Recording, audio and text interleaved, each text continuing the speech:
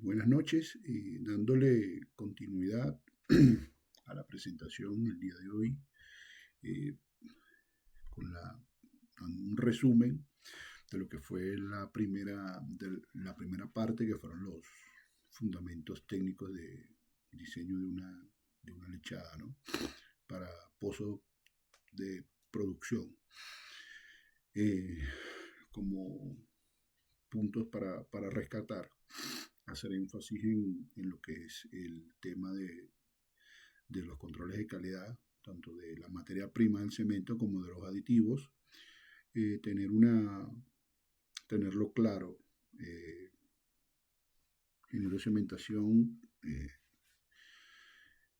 hay que tener muy en cuenta estos puntos para poder lograr un aislamiento hidráulico aceptable, ¿no?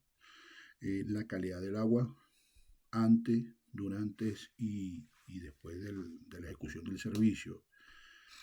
Eh, Conocer sus parámetros y ya cuando estamos trabajando constantemente en un campo, haciendo una secuencia de pozos, llevar todas estas estadísticas es muy productivo, ¿no?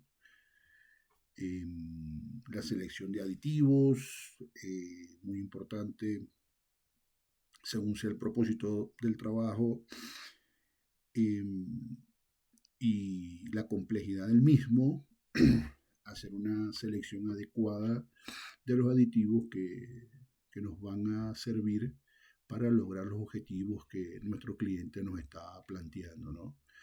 Pruebas de laboratorio, es muy importante que el ingeniero de cementación, el laboratorio, y tener un, una relación cerrada con laboratorio para poder detectar en campo cualquier desviación y cualquier anomalía que se presente durante el proceso de cementación y se pueda corregir a tiempo, ¿no?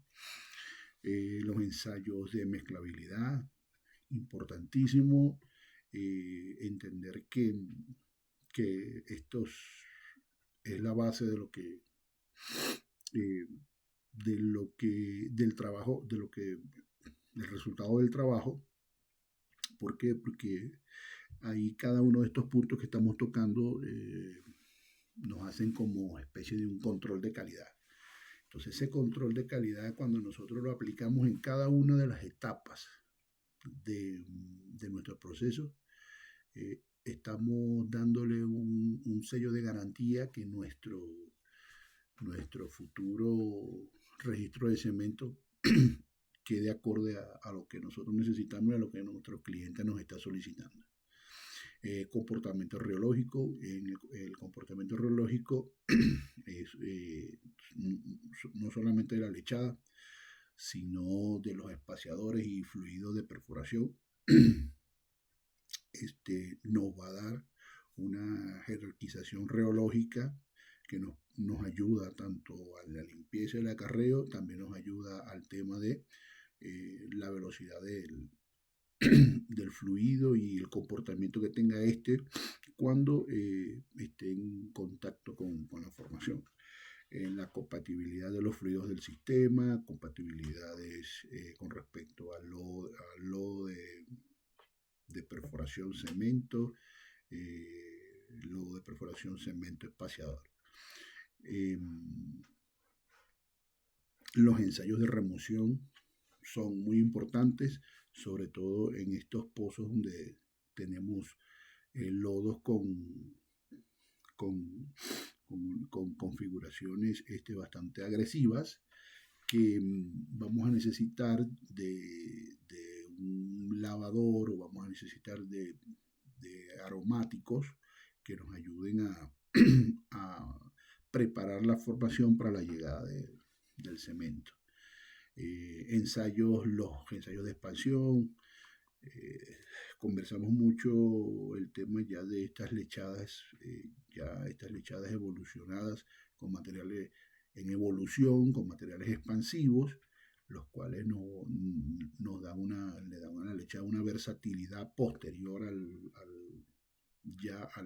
estar en ese proceso de pasar de una lechada bombeable a una lechada imbombeable y ya pasar a un estado plástico y ya estar 100% fraguada. Entonces, bueno, le da una movilidad a esa lechada para poder, este, si en el momento que se colocó no llegó a cierto espacio, poder con esta propiedad tratar de ocupar espacios que no se pudo, la lechada no pudo llegar en su momento, ¿no?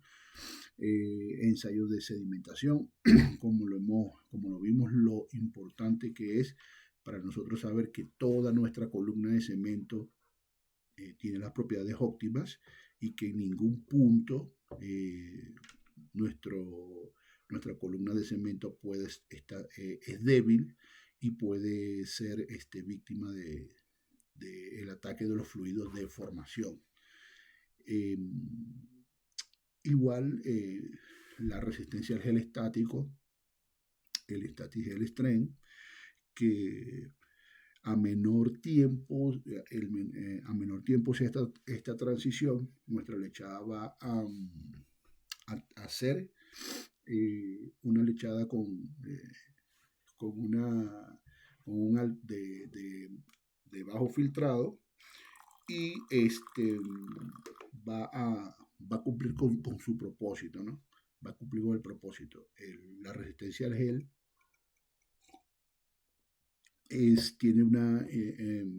entra en estas etapas de producción, entra a ser unas variables importantes.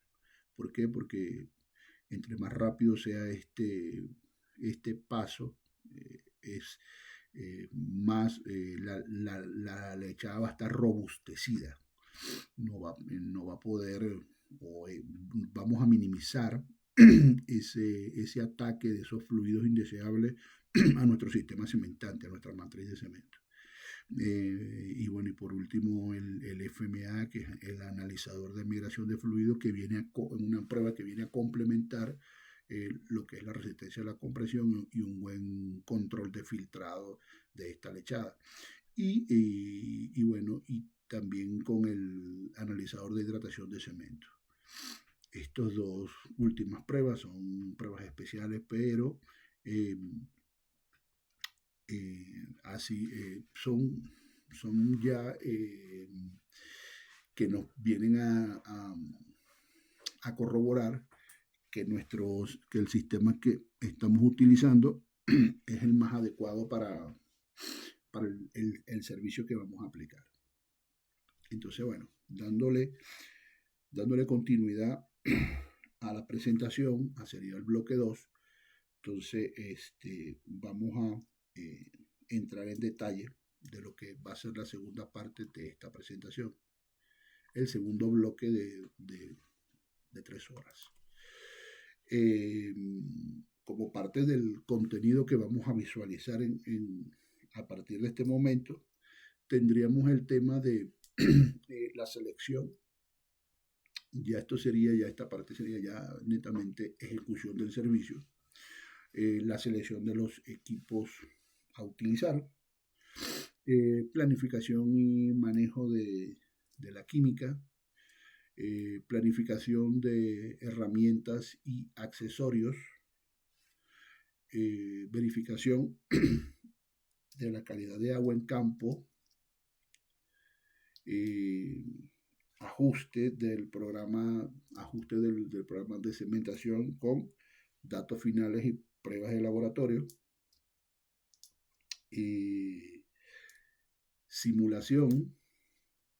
la simulación del trabajo, procedimientos para realizar el agua de mezcla, procedimiento de preparación de la lechada, procedimiento de bombeo, rotación de la tubería durante la actividad de cementación, ventajas que tenemos con este proceso y lo que nosotros denominamos ventana operacional. Cada uno de estos puntos, el ingeniero de cementación está 100% involucrado con su equipo de campo. Entonces vamos a entrar en detalle de cada uno de estos puntos. Ok, equipos de cementación. ¿A qué se refiere? Son usados, ¿no?, para realizar la cementación de los pozos petroleros mediante la colocación de una lechada de cemento en el espacio anular. Existente entre la tubería de revestimiento y la formación. También son usados para inyectar cemento en posiciones estratégicas, incluidos la reparación de pozos y su abandono, ¿no? Estos pueden ser clasificados, los equipos de cementación pueden ser clasificados en equipos de superficiales y equipos subsuperficiales.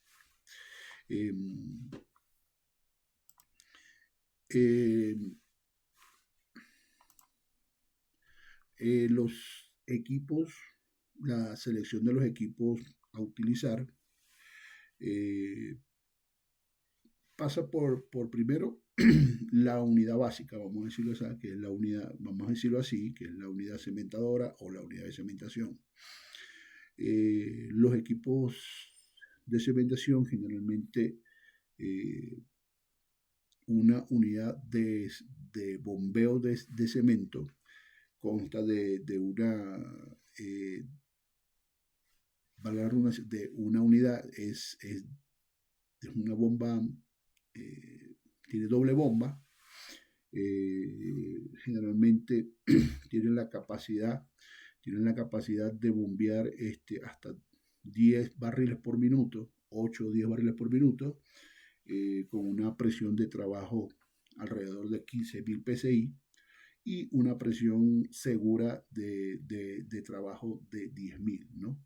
Generalmente durante la cementación no vamos a llegar hasta estos valores, aunque sí podemos llegar a presiones de 4.000, 5.000 psi, dependiendo de la profundidad que tenga el pozo. Y bueno, cualquier restricción o cualquier desviación que pueda haber durante la cementación, podríamos ver presiones excesivas. Pero durante un proceso normal, podríamos estar viendo presiones en el rango de entre los 250 a 1500, 1700 psi, dependiendo cuál sea la presión final de desplazamiento. Entonces, la unidad de cementación es la columna vertebral de lo que es el proceso. Por eso es que esta unidad tiene que tener un mantenimiento periódico de todos sus sistemas, y a la hora de hacer un servicio de cementación, sea la unidad, tanto el operador y la unidad estén operativos y puedan desarrollar el trabajo de forma segura y confiable. Como sabemos, nuestra materia prima es el cemento, el cual es transportado por estos equipos. Sería una tolva de cemento, bull de cemento o silos portátiles. También los podemos tener en campo, tanto en operaciones costa afuera como en operaciones en tierra. Los bull tienen capacidad de almacenamiento de cemento de alrededor de 750 sacos, 800 sacos aproximadamente. Entonces, una operación de un casing de producción, dependiendo cuál sea la longitud de la sección a cementar, estaríamos hablando de unos de 300 a 800 sacos aproximadamente. Entonces, bueno, ya ahí tendríamos que tomar las previsiones.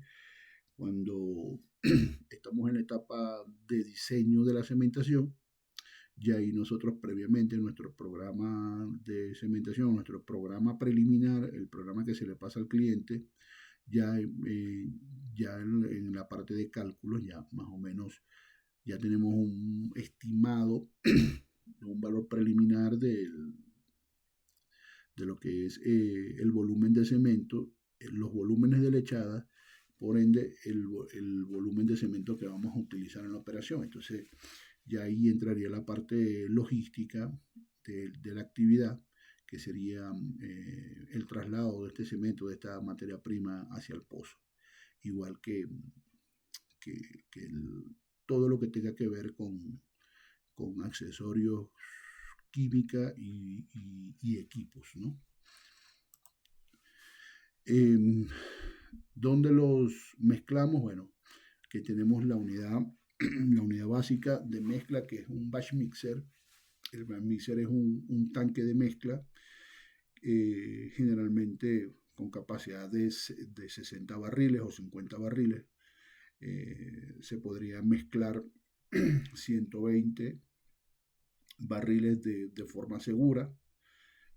Todo depende también de la capacidad del equipo. El batch mixer es son equipos multipropósito. También hay ciertos batch mixer que tienen un tanque escuadra donde podemos almacenar fluidos, y entonces también nos ayuda para la mezcla de las lechadas, mezcla de lavadores y espaciadores, y también, y también tiene capacidad de almacenamiento de fluidos. Por ejemplo, cuando estamos haciendo un trabajo que tenemos que desplazar con lodo del sistema, tenemos la capacidad de recibir ese lodo en nuestro tanque escuadras, y también cuando vamos a recibir agua. Cualquiera podemos estar haciendo la actividad, podemos estar cementando y podemos estar recibiendo estos fluidos que posteriormente vamos a necesitar para el desplazamiento final. O simplemente si hay trabajos que nuestra capacidad de almacenamiento es suficiente, y generalmente en estos tanques cuadras se coloca agua para el posterior lavado de los equipos, tanto la unidad de cementación como el batch mixer o otro equipo adicional que haya recibido cemento. Entonces, bueno, eso lo hacemos para el tema del lavado, ¿no? El lavado, que es uno de ya el proceso final después de haber finalizado la operación de cementación. Uno de nuestros de los accesorios que es la vida de la cementación son las cabezas de cementación, ¿no? Las cabezas de cementación es un accesorio que se coloca en el tubo que queda ahí en la mesa.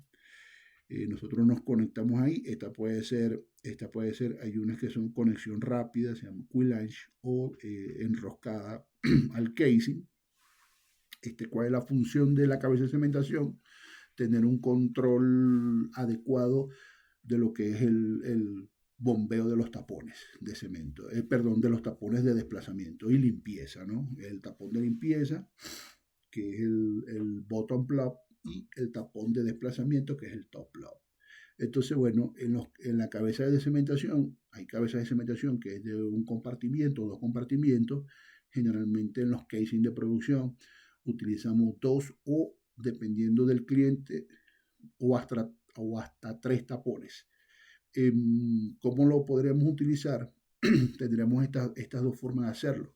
La primera forma sería colocar inmediatamente, después de premezclar la lechada, bombear desplazar con el tren de preflujo, desplazar un tapón de limpieza, bombear el tren de preflujo. Después de bombear el tren de preflujo, bombear un segundo tapón de limpieza, y desplazarlo con el cemento, y después posterior desplazar, después de bombear el fluido, desplazar el cemento con el tapón de desplazamiento. O lo podemos hacer solamente entrampando la lechada. Por ejemplo, se bombea los fluidos espaciadores, lavadores y espaciadores, cuando vayamos a bombear la lechada principal, desplazamos el bottom plug, bombeamos el cemento y posteriormente al bombeo del cemento iniciamos el desplazamiento soltando ya haciendo el movimiento en la cabeza de cementación para liberar el top plug. En el mercado hay una serie de modelos de cabeza de cementación. Unos son apertura y cierre válvula por supervisor o por ingeniero que esté a cargo de la operación. Hay otros que son neumáticos, otros que son de otras configuraciones. Pero bueno, ya el tema de utilizar o no la cabeza de cementación también queda a criterio del cliente. Hay veces también que no se utiliza la cabeza, sino que cementamos por el CRT y simplemente lo que hace es que se quita en el momento que se va a bombear los tapones, se para circulación, se saca, se desconecta el CRT del sistema, manualmente se introducen los tapones y con el CRT lo empujas y empiezas a bombear otra vez hacia el pozo. Entonces, bueno, es una forma de hacerlo, ¿no? Eso es a criterio del cliente. O en muchas partes también no entrampan el tapón negro, solamente entrampan el tapón de limpieza, se bombea y cuando ya se termina de bombear el cemento, se para la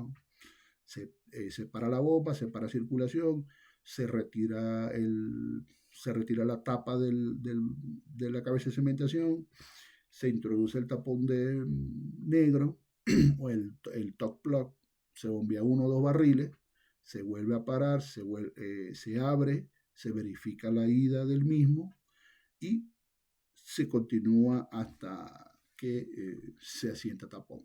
Eso también es una forma de hacerlo, ¿no? Es a criterio del cliente. Eso, claro, uno también como empresa de servicio también puede sugerir la forma más adecuada y más rápida para hacer esa actividad. Entonces, pero siempre se pueden manejar esas alternativas que acabo de explicar. La selección de equipos a utilizar es muy importante, ¿no? Bueno, acá, por ejemplo, no coloqué el tema de los lines, pero bueno, ya eso son otra configuración. Generalmente, vamos a decir así, nuestro casing, nuestra sarta de casing o nuestra sarta de revestimiento contempla los siguientes accesorios. Por ejemplo, el collar y el zapato flotador. El collar y el zapato flotador son unos accesorios fundamentales a la hora de realizar una cementación. Ellos son estos accesorios trabajan con también conociendo cuál es la profundidad y las presiones que se va a manejar en esa actividad. Entonces ellos van en función de la profundidad y de la dureza del material. Entonces, dependiendo de la profundidad, podemos manejarlo P110, N80 y así sucesivamente. Entonces, el primer accesorio que se baja al pozo con el primer tubo es el zapato flotador. El zapato flotador generalmente, bueno, hay dos formas de conectarlo. Últimamente las operadoras, para evitar el riesgo de hacerlo de conectar los accesorios durante la correa del casing, previamente se torquea y cuando ya llega el material al pozo, ya el material ya llega ya listo solamente de bajarlo, solamente de hacer la prueba de circulación, que esté admitiendo fluido que no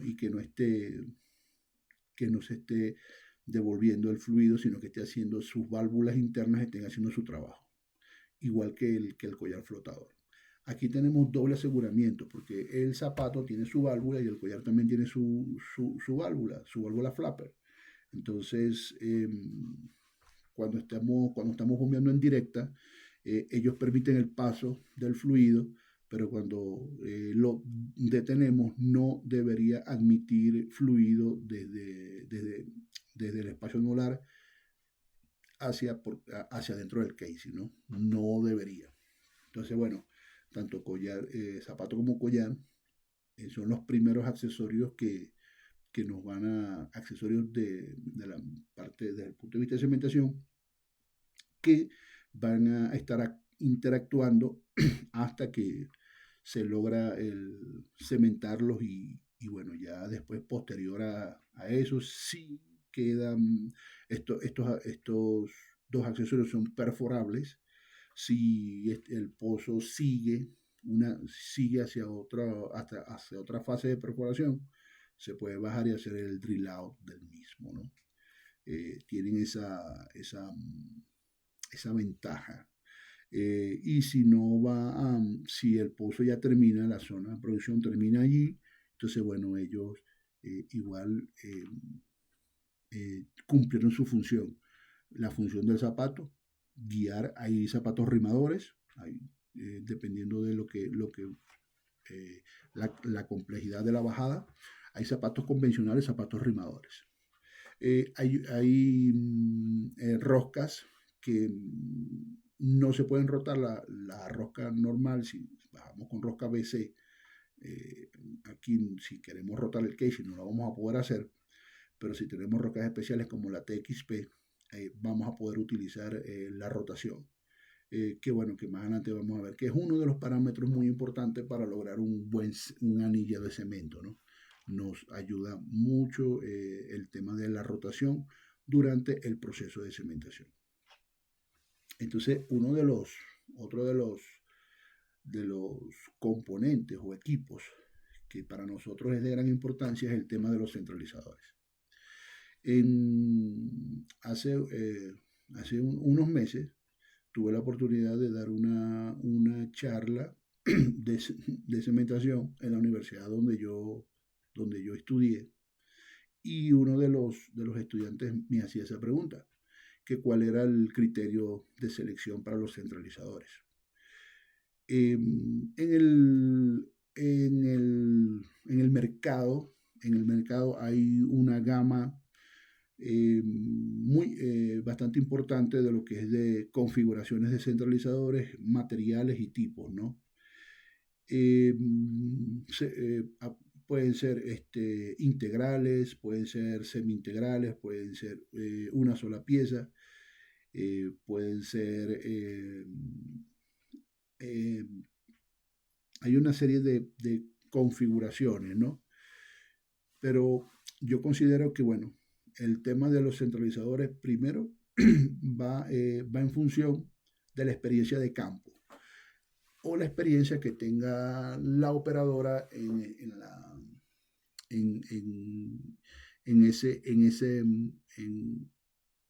esos pozos.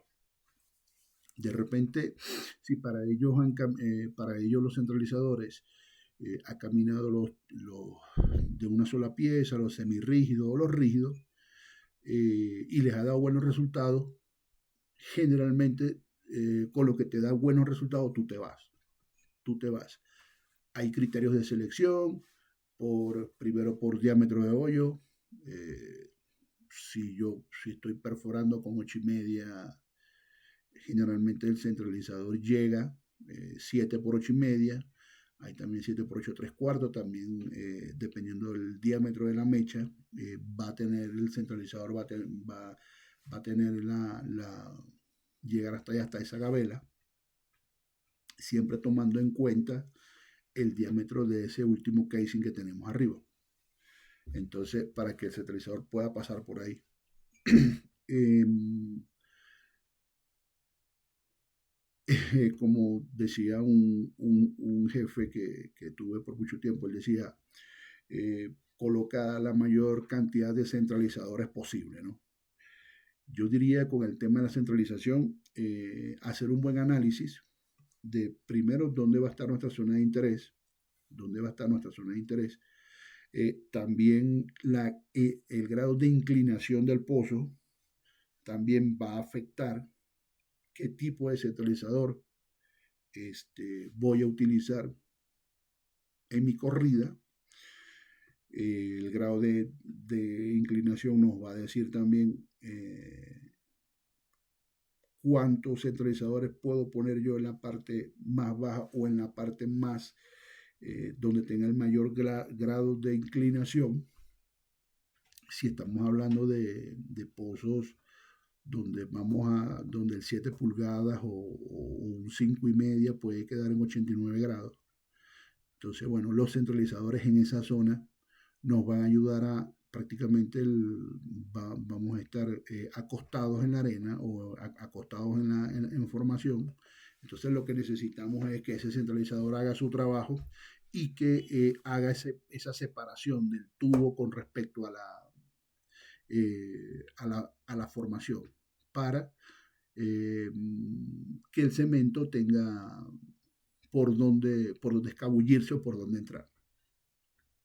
Entonces, bueno, el tema de centralización es uno de los temas muy importantes. En la simulación, nosotros podemos, con el simulador de cementación, nosotros podemos definir ese proceso, qué tipo de centralizador nos aplica, el simulador nos sugiere o nosotros podemos también realizar la configuración dependiendo del diámetro del hoyo, dependiendo de si le vamos a colocar, dependiendo del diámetro del hoyo, dependiendo del el surbio o el grado de inclinación que tenga el pozo y la profundidad también. Entonces, todas esas variables van a afectar lo que es la utilización del centralizador más adecuado para tu pozo. Eh, Acá no coloqué los stock collar, pero los stock collar también son parte importante de, los, de lo que es el tema de centralización. Los stock collar, dependiendo del tipo de centralizador que tenga, los stock collar van a tener cierta posición.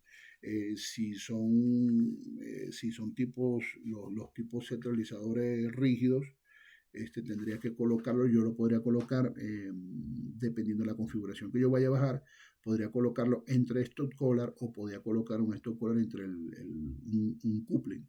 Entonces, bueno, ya ahí eso quedaría a criterio también del ingeniero de cementación, la forma de colocarlo. Generalmente en los 7 pulgadas, que en la zona donde tenemos influencia, se colocan estos collars, centralizadores y estos collars. La forma que nosotros tenemos de trabajar. Pero cada empresa de servicio en ese sentido tiene su nomenclatura. Entonces, y ahí queda a criterio de cada operadora, de cada empresa de servicio. Bueno, los accesorios que, bueno, que para mí es el tema más delicado, que son los tapones, ¿no? Tapón inferior, tapones de limpieza o bottom plug, y el tapón superior o tapón de desplazamiento o top plug.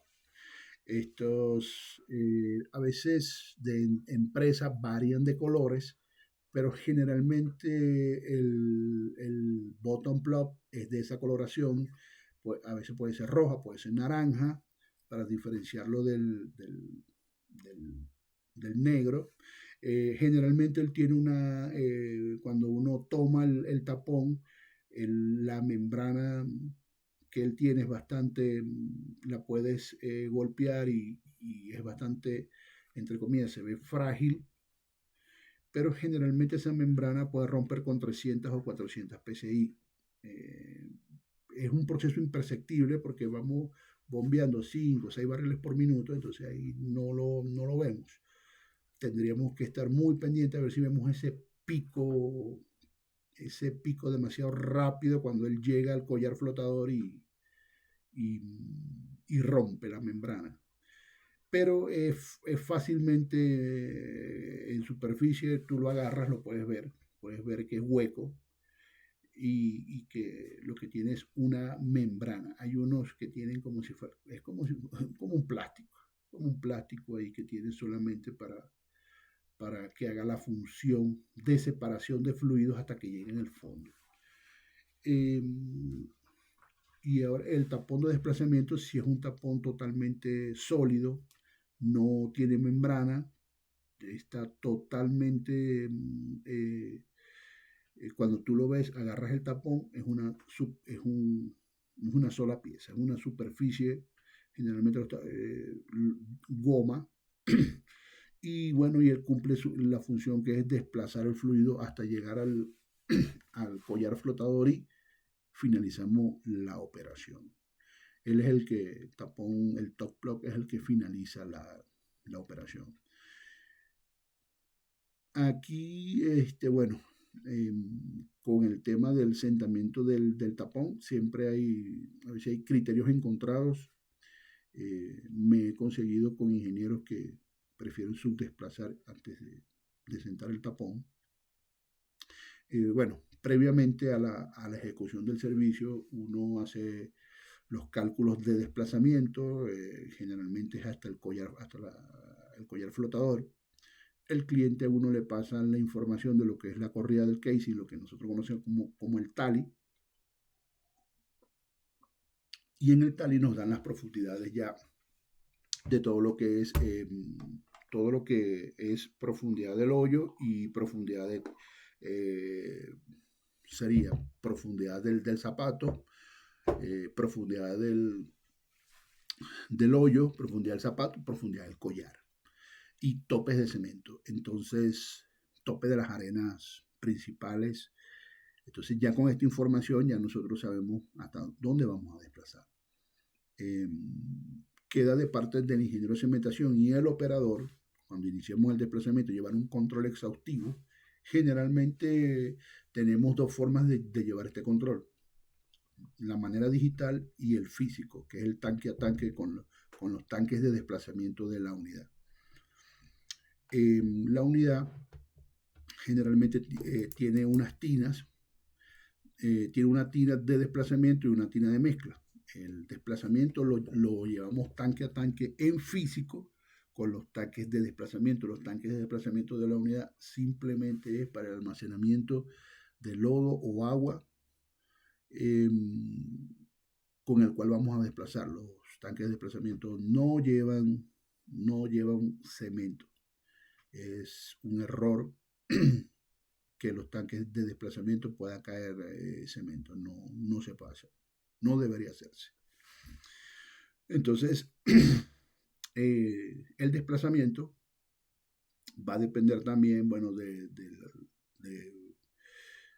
qué tanto de repente estamos en temas de pericia también del ingeniero y del operador que esté en ese momento liderando la operación, de tener observar primero las presiones. Más adelante vamos a ver el tema de presiones. Nos podemos llevar por las presiones para saber si el tapón está cerca o no, y después que lleguemos al teórico, hasta dónde podemos llegar, ¿no? Que generalmente se bombea el teórico más medio chutrack, que es la distancia que hay entre zapato y collar, que generalmente esa distancia queda, ese tubo que hay entre zapato y collar queda con cemento.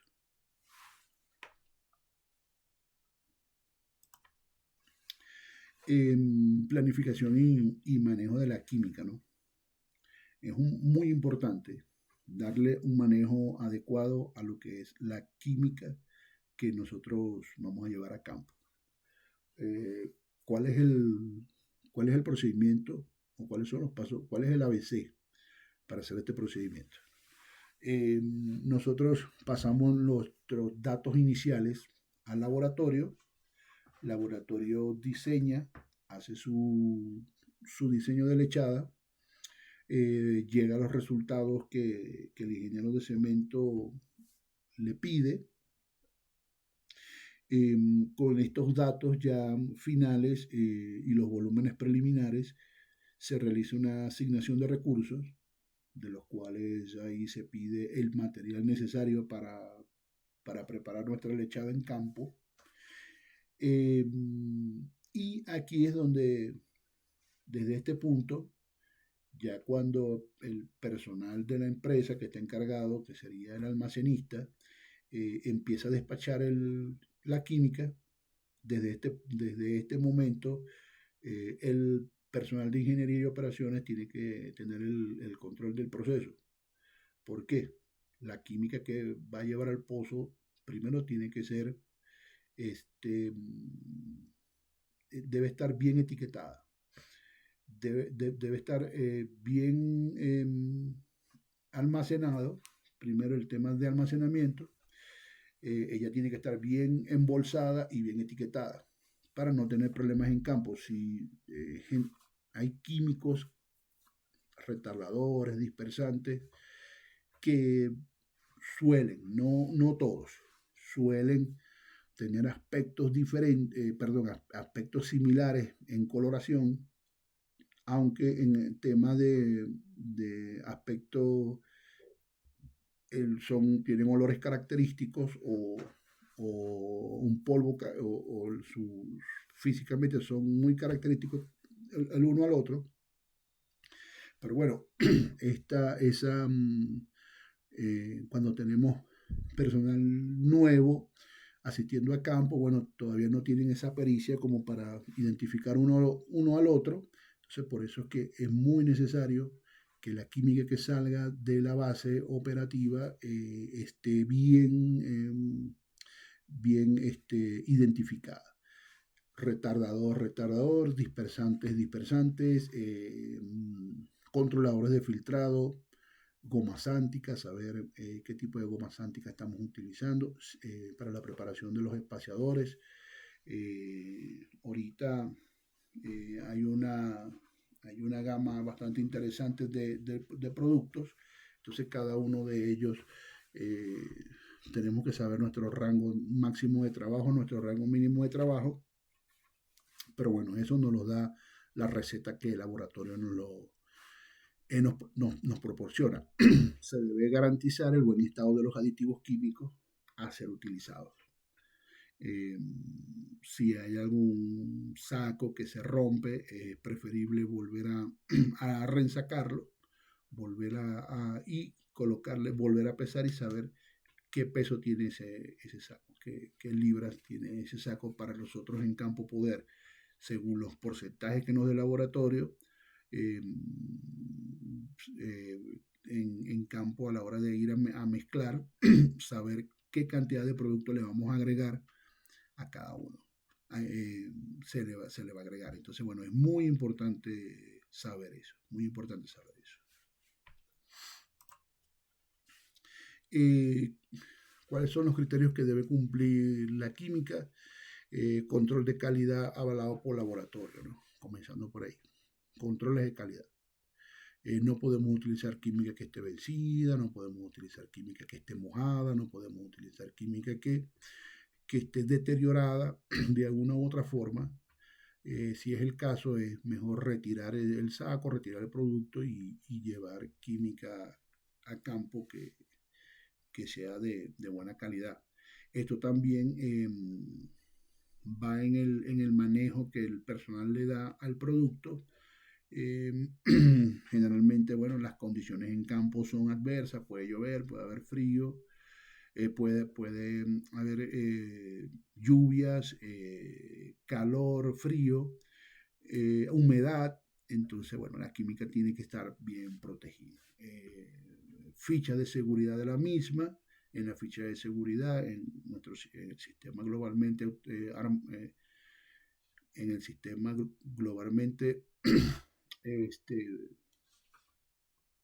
tiene que tener todos sus componentes, su ficha técnica, qué tipo de EPP hay que utilizar, qué tipo de EPP hay que utilizar para su manipulación, en caso de que entre en contacto con el cuerpo, saber cómo atacarlo. Bueno, todo eso lo dice en la ficha de seguridad. Etiquetado y embolsado de una forma adecuada, lo que venimos conversando, transportada, seguro del producto y debe ser posible, de ser posible, llevar un laboratorista a campo. De ser posible, porque nos da con respecto al cliente, nos da una seguridad de de la actividad que se va a realizar. Aunque bueno, nosotros se sigue el lineamiento de lo que diga el laboratorio, y lo que es el operador del mixer, el supervisor, el ingeniero, tienen que estar alineados con esa metodología de trabajo para poder, eh, para poder realizar el procedimiento ya a nivel macro de lo que el laboratorista hace a nivel de laboratorio con la mezcla de la lechada. Entonces tenemos que tener esa conexión, esa comunicación franca con el laboratorista. Bueno, otro de la centralización, los centralizadores, uno de los accesorios y herramientas que nos van a ayudar a realizar el servicio de como, no, como lo tenemos previsto, porque se centraliza. Para mejorar la calidad de la cementación, disminuye también, ayuda a disminuir el arrastre en la bajada del revestimiento, reduce también la posibilidad de pegas diferenciales cuando el tubo viene separado de la formación.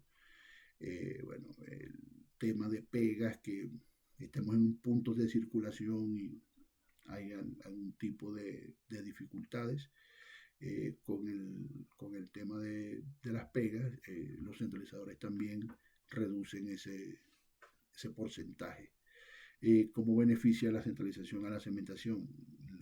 Una buena centralización puede marcar el éxito o el fracaso de una cementación.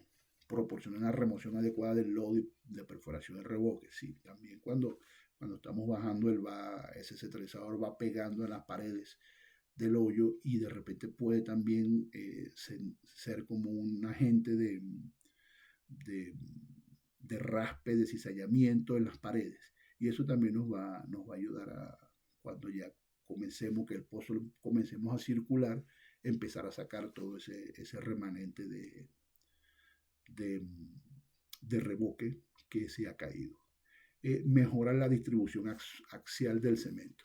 Es muy importante este tema. Nos ayuda a crear canales por donde el cemento durante la cementación se va a ir va a ir llegando, va a ir entrando, va a ir posicionándose. Generalmente esto es una centralización tipo de la que nosotros utilizamos, sobre todo en la zona donde tenemos 90 grados de inclinación. Tenemos colocamos los primeros 14 tubos, se coloca esta configuración 2, 1, 2, 1, 2. Nos ha dado muy buenos resultados y bueno, los registros de cementación hablan por sí solos. Ya queda este tipo de configuraciones, ya depende del criterio de la empresa de servicio que esté en ese momento cementando. Los equipos de flotación, como venimos hablando, son parte primordial del servicio. Los equipos de flotación son un componente clave, ¿no? Cuando se tienden tuberías de revestimiento y se realizan operaciones de cementación.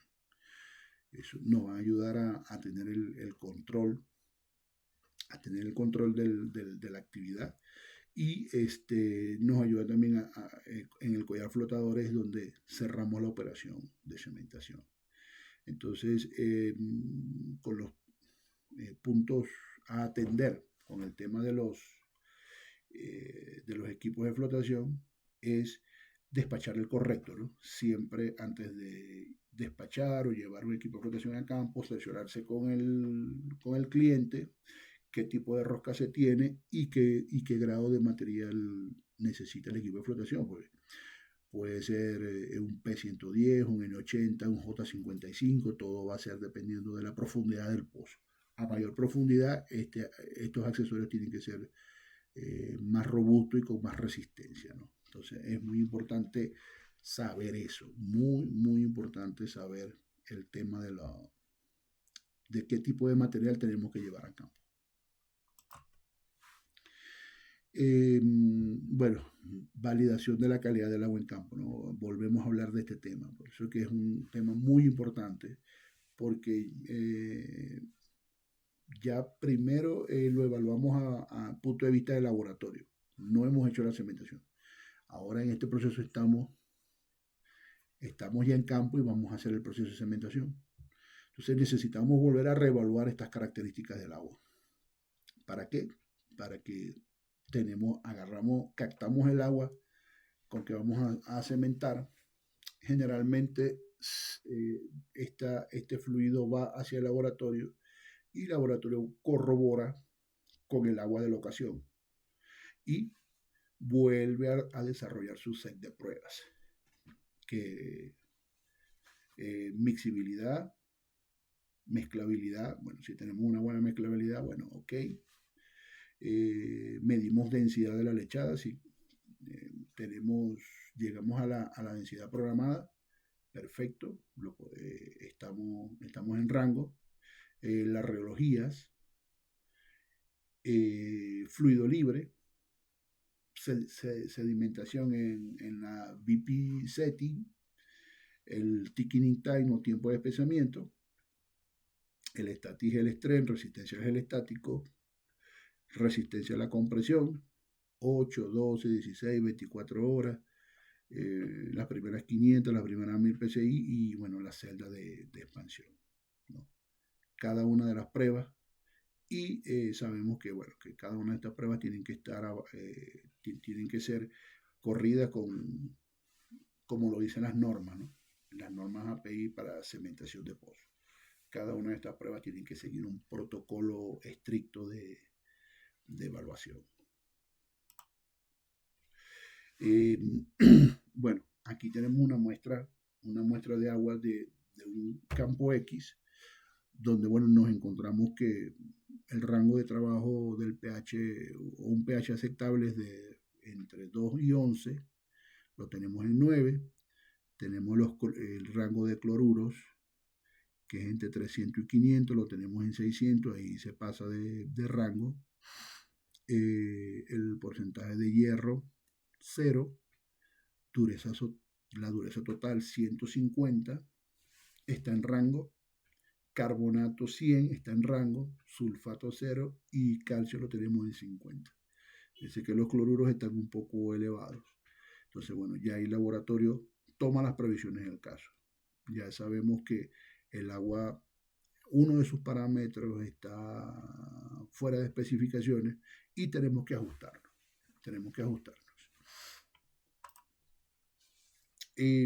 Bueno, aquí ya llegamos al punto, tenemos el pozo perforado, ya tenemos el pozo listo para cementar y el cliente generalmente, ¿cuál es la información básica que nos proporciona el cliente? Nos proporciona la profundidad final de la perforación, nos proporciona cuánto la profundidad de donde va a quedar el casing. Generalmente, a veces suele quedar 5 pies arriba o 6 pies arriba con respecto a la profundidad total del hoyo. Entonces, para efecto de cálculo, tenemos que considerar esos 5 o 6 pies de hoyo abierto que tenemos ahí abajo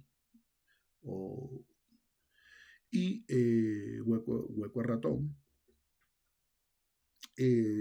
Consideramos para efecto volumen el 2 track, que es 1 o 2 tubos, dependiendo cuál sea el requerimiento de la operadora. Hay operadoras que dejan 2 tubos por seguridad o solamente que dejan uno. Eso ya queda a criterio de la operadora.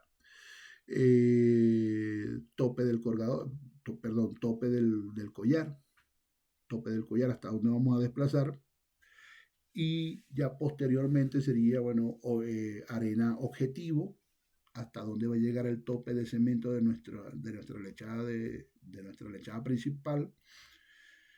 Generalmente se coloca un exceso por encima de donde vamos a dejar para asegurar el tope, ¿no? En las arenas que queremos nosotros, que queremos cementar o que queremos que nuestro tope de cemento llegue hasta ahí. Y bueno, aquí vamos a tener una serie de consideraciones, vamos a tener el fluido de perforación con la densidad final, vamos a tener las densidades de cada uno de los fluidos, fluido de perforación, densidad final, lavadores, espaciadores y la densidad de las lechadas, si es una o 2 lechadas, ¿no? Vamos acá en la primera parte de nuestro hoja de cálculo. Tenemos lo que son profundidades, capacidades, fluidos y volúmenes de cada uno de estos fluidos que van a ser bombeados al pozo. La segunda parte del reporte de la hoja de cálculo sería cálculo de volumen, ¿no? Aquí vamos a tener cuáles son las capacidades y cuáles son cada uno de los volúmenes que vamos a ir, que tenemos que calcular para llegar al volumen, al volumen total de lechada que vamos a utilizar y el volumen de desplazamiento también, ¿no? Consideramos también el tema de desplazamientos en una cementación convencional. Solamente consideraríamos el desplazamiento del casing hasta la llegada del collar flotador. Cuando estamos haciendo operaciones de cementaciones de liner, ahí sí el desplazamiento tendríamos que considerar el desplazamiento de la tubería hasta que llegue al colgador y el desplazamiento de lo que es del colgador hacia abajo, que lo que es el liner, ¿no? O la tubería colgada que vamos a tener, el casing colgado que vamos a tener, de 7, 5 y media, 4 y media, cual sea su configuración interna, también tenemos que calcular. Entonces aquí vamos a tener 2 volúmenes de desplazamiento en este caso. O también podemos tener 2 volúmenes de desplazamiento cuando tenemos una sarta combinada, cuando tenemos un casing combinado. De repente tenemos 2 pesos, es de 7 pulgadas, pero uno es 23 libras, otro es 26, otro es 32. Y también tenemos que sacarlos individualmente para saber cuáles son las diferencias y poder llegar con el volumen teórico a sentar tapón. Esto es muy importante, hay que tomarlo muy en cuenta. Por eso que antes de cementar, antes de hacer el programa final, hay que solicitarle al cliente toda la información necesaria para no incurrir en este tipo de errores. O no asumir información. Eso es muy importante, no asumir información. El cliente está en su deber de proporcionar todos los datos necesarios para hacer el reporte o hacer el programa final de cementación, ¿no? Entonces, en la hoja de cálculo, en la siguiente aparte, está lo que es el cálculo de los fluidos. Aquí ya tendríamos cuáles son los porcentajes de cada uno de la química que le vamos a agregar. Aquí vamos a tener ya definido cuál va a ser el volumen de cada uno de los preflujos y el volumen de cemento. Vamos a tener también definido cuáles son los porcentajes finales de cada una de la química que vamos a agregar a esta lechada.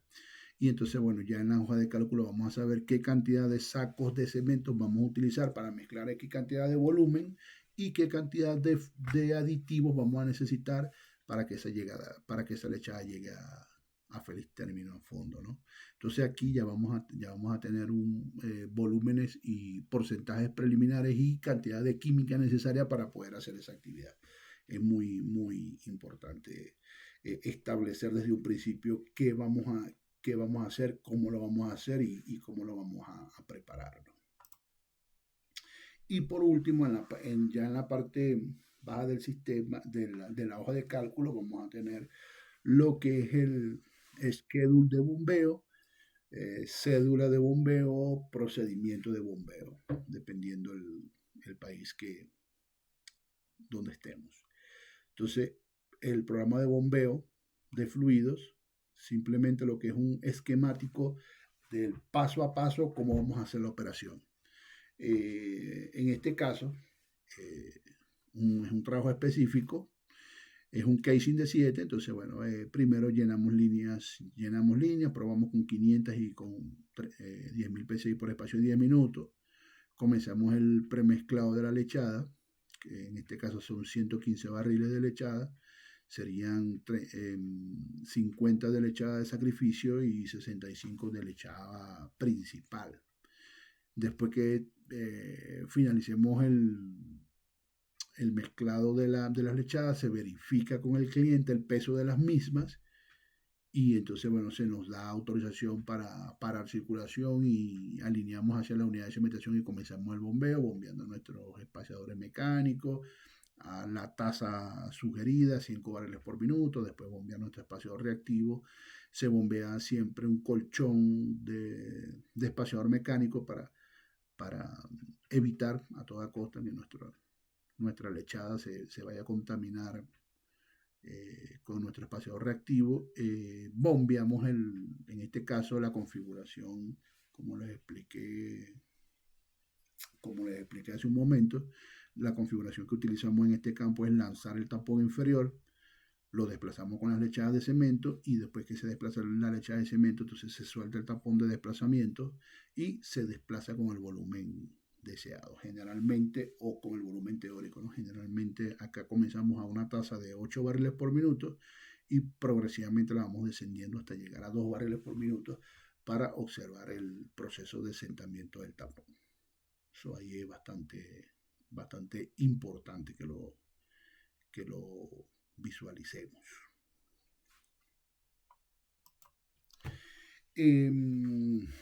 Aquí, bueno, podemos ver, según nuestros procesos internos, cómo sería una prueba de línea efectiva, ¿no? Una prueba de línea efectiva sería, fíjense que acá tenemos presión versus tiempo. Entonces, nosotros aumentamos la presión, llega a un punto, una prueba de línea efectiva es la cual que se mantiene con respecto al tiempo y tiene un máximo permisible del 5%. Una caída de presión límite alrededor de las 300 PSI. La presión tiene que tender a estabilizarse en 10 minutos. Esa sería una prueba de presión efectiva. Una prueba de efección fallida sería aquella que acumula presión, llega a su punto máximo y cae abruptamente. Primero, más del 5%, la caída de presión es abrupta, puede haber una falla y hay que repetir la prueba. Entonces, este es un ejemplo de una carta de presión, de una carta de presión. Ese es uno de los ejemplos que cómo podemos nosotros en campo identificar, tanto los operadores como los ingenieros, como el cliente, podemos identificar cuando una prueba de línea es fallida.